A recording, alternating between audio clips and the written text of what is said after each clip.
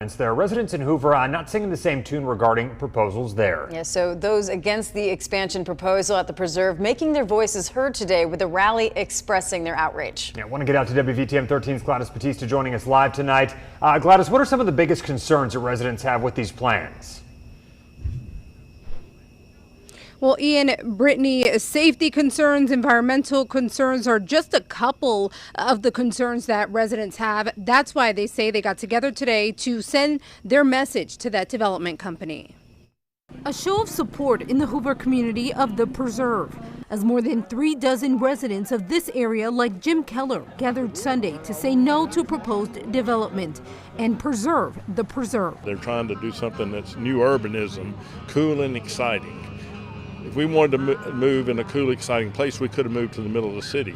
The plan submitted to the city last month by development company Capstone Communities would be called the Preserve Town Center. It would be a mixed-use development that would include almost 300 residential rental units, nearly 40 townhomes, a 40-room boutique hotel, more than 49,000 square feet of retail space, and nearly 1,000 parking spaces. That's a monster of a plan, and it's detrimental to the integrity of this community. Christine Bonoff has lived in the preserve for 16 years.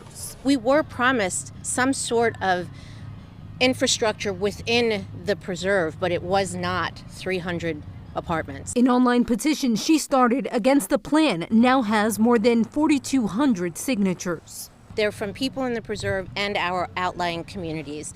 To the left of us, to the right of us, behind us, and in front of us. All these people have said the preserve is absolutely not the place for apartment complexes. Carol Riney moved into her home 6 weeks ago. I felt kind of blindsided because this was never discussed and it was never, talked about before, and all of a sudden it's like, oh, this is the plan, and it's like we weren't given any notice, any warning. And Riney says she shares the same concerns as Bud Self. There's just so much that can go wrong with what they're doing, whether it's blasting or ecological issues to the preserve itself, the damage that could happen, the traffic issues, and we just feel like that it is not the right thing to do. These residents say now going forward, they believe they need to be part of the decision making for their community.